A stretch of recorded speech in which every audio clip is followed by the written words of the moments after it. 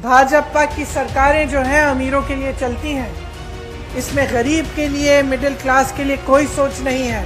अगर हमारी सरकार दोबारा छत्तीसगढ़ में आएगी तो बिहार की तरह यहां भी जाति जनगणना कराई रहेगा।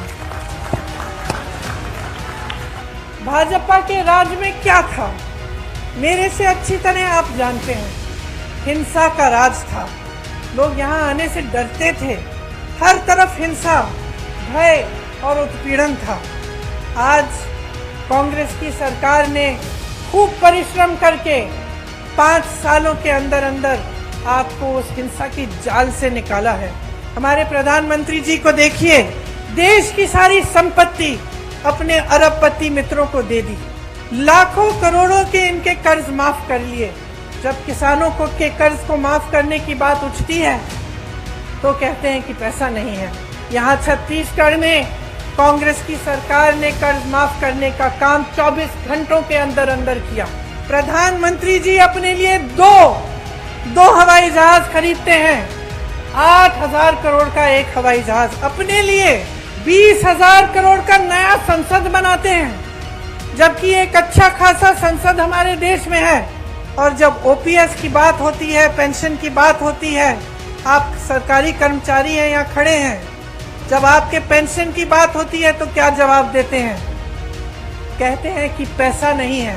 अपने उद्योगपति दोस्तों के कर्ज माफ करने के लिए पैसा है, अपने देश की संपत्ति को अपने उद्योगपति दोस्तों को सौंप सकते हैं, लेकिन आपका पेंशन नहीं दे सकते जो आपकी मांग है। आज छत्तीसगढ़ की सरकार आपको पुराना पेंशन दे रही है। क्या आप अपने प्रदेश में एक ऐसे मुख्यमंत्री को लाएंगे जो सबसे पहले अपने लिए सारी संपत्ति बटोरने का काम करेगा और आपके हाथों में कुछ नहीं देगा? आज यहाँ खड़े हुए हमें उन महापुरुषों की याद आती है जिन्होंने हमारी आजादी की लड़ाई लड़ी। ये धरती स्वतंत्रता सेनानी इंद्रू केवट जी, सुखदेव पातर हलबा जी और कंगलू कुम्हार जी की है। ठाकुर राम प्रसाद पोटाई जी की धरती है, जिन्होंने संविधान सभा के सदस्य होने के नाते बाबा साहेब के साथ पिछड़ों और वंचितों के अधिकार दिलाए। ये पंचायती राज का सम्मेलन है। महात्मा गांधी जी के से लेकर राजीव गांधी जी तक पंचायती राज का जो सपना था उसको साकार करने का कार्य कांग्रेस ने किया। 33% महिला आरक्षण पंचायतों में भी कांग्रेस पार्टी की सरकार ने किया। देखिए, जैसे बघेल जी ने कहा, एक समय था जब जनप्रतिनिधि की संख्या बहुत कम थी, तो उससे क्या होता था कि जितने निर्णय लेने थे वो सब एक जगह केंद्रित हो जाते। वही 5,000 लोग पूरे देश के लिए छोटे से बड़ा सा बड़ा निर्णय ले सकते थे। तो कई ऐसे कार्य होते थे जिनको होने में बहुत समय लगता था, कई ऐसे कार्य भी होते होंगे जिनकी जरूरत ही नहीं थी, कई ऐसे कार्य होते थे जिनकी जरूरत थी लेकिन समय लगता था, दिल्ली जाना पड़ता था या रायपुर जाना पड़ता था या कहीं और आपके जिले में जाना पड़ता था अगर गांव का कार्य होता था। तो जब पंचायती राज की बात हुई तब मंशा ये थी कि लोकतंत्र को जन जन तक पहुंचना चाहिए। इसका मतलब है कि जो गांव का विकास है, जो गांव का कार्य है, उसका निर्णय गांव में ही होना चाहिए। आज आप सब यहां बैठे हैं, आप सब जमीनी लोग हैं।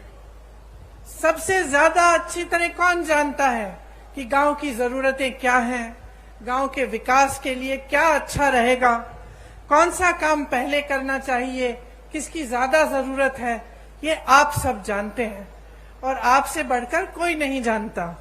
आज आपके हाथों में सत्ता है, आज पैसा सरकार आपके हाथों में भेजती है ताकि आप ये निर्णय ले सकें और गांव में आप खुद काम करा सकें।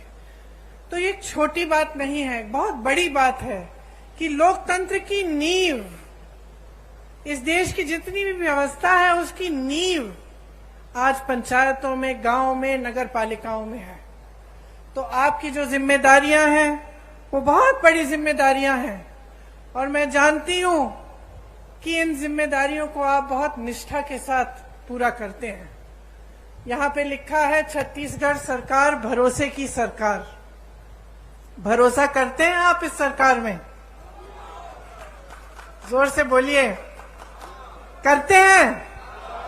क्यों करते हैं? हाँ, देखिए, भरोसे को बनने में समय लगता है। भरोसे को बनने में ये होना जरूरी है कि आपको दिखे। आप किसी के साथ दोस्ती भी कर लो, नई नई दोस्ती है, एकदम भरोसा नहीं बनता, समय लगता है। कहीं आपको कोई समस्या आ गई आपके घर में, उस दोस्त ने मदद कर ली तो भरोसा बनना शुरू होता है। कहीं सबने आपके बारे में कुछ गलत कह दिया, वो दोस्त खड़ा हो गया, उसने कहा नहीं वो ऐसा नहीं है, मेरा दोस्त है, तो आपका भरोसा बनता है कि नहीं। तो सरकार के साथ भी अनुभव से ही भरोसा बनता है। और अनुभव किस चीज का होता है? निष्ठा का होता है। आप देखते हैं कि यह सरकार हमारे लिए काम कर रही है। क्या इस सरकार के लिए जनता सर्वोपरि है कि नहीं? क्या इस सरकार में ऐसे मंत्री हैं, ऐसे लोग हैं जो सबसे पहले अपना फायदा देखते हैं या सबसे पहले जनता का फायदा देखते हैं?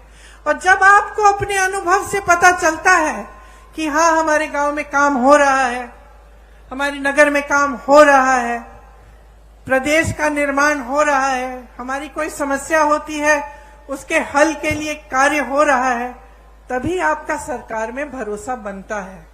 तो आज अगर छत्तीसगढ़ की कांग्रेस की सरकार में आपका भरोसा है तो ये इस वजह से है कि छत्तीसगढ़ की जो कांग्रेस की सरकार है वो कांग्रेस की एक बहुत पुरानी परंपरा को आगे बढ़ा रही है। कैसे?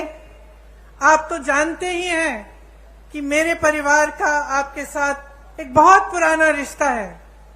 पंडित जवाहरलाल नेहरू जी यहाँ स्वतंत्रता संग्राम के दौरान आए, उसके बाद भी वो पूरे प्रदेश के कोने कोने तक उन्होंने दौरा किया, आपके पास आए, आपकी समस्याओं को समझा।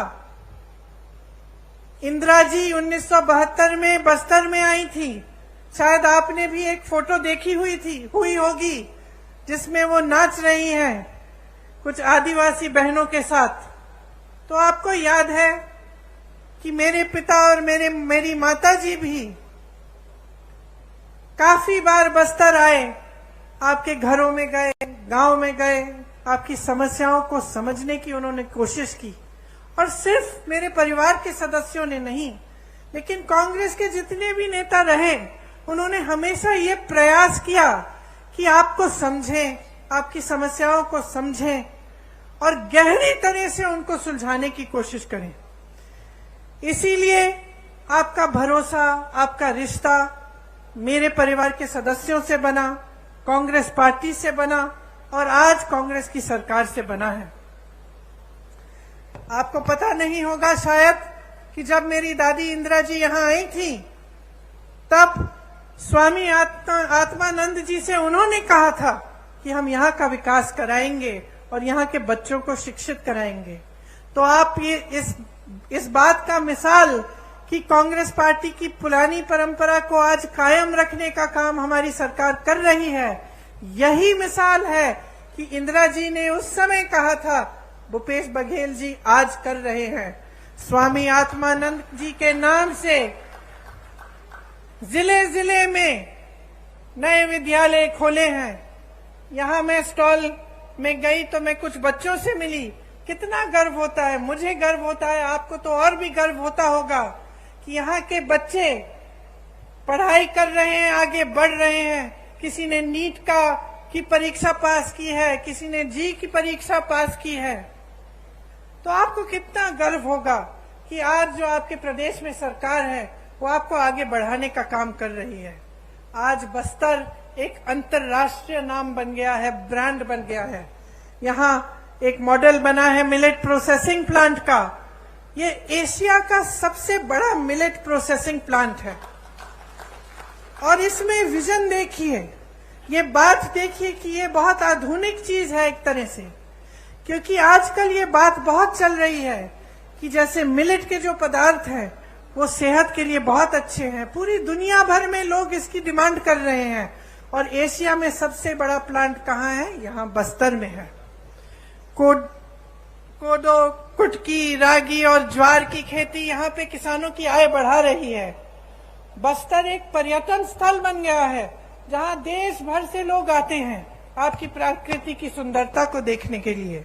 बहुत लोगों को रोजगार मिला, आपकी संस्कृति, आपकी हुनर, आपकी कला को बढ़ावा मिला है और उसको बदलने की कोई कोशिश नहीं कर रहा है। आप पर कोई अपनी संस्कृति को ठोसने की कोई कोशिश नहीं कर रहा है, आप ही की संस्कृति को आगे बढ़ाया जा रहा है। 60 से ज्यादा वन उपज आज समर्थन मूल्य पर खरीदे जा रहे हैं। देश में कुल वन उपज जितने भी हैं उनमें सबसे ज्यादा योगदान छत्तीसगढ़ से है। लखनपुरी, चरामा में रोजगार बनाने के लिए औद्योगिक क्षेत्र विकसित किए गए हैं। तो इतना सारा काम आपके क्षेत्र में हो रहा है। भाजपा के राज में क्या था? मेरे से अच्छी तरह आप जानते हैं, हिंसा का राज था। लोग यहां आने से डरते थे। निर्दोष आदिवासी भाई बहनों को जेल में डाल दिया जाता था। हर तरफ हिंसा, भय और उत्पीड़न था। आज कांग्रेस की सरकार ने खूब परिश्रम करके 5 सालों के अंदर अंदर आपको उस हिंसा की जाल से निकाला है और आपको प्रगति, इसीलिए आज भी उनके गुजर जाने के 30 साल से ज्यादा गुजर गए, लेकिन आज भी आप उनकी याद करते हैं और उन पर आज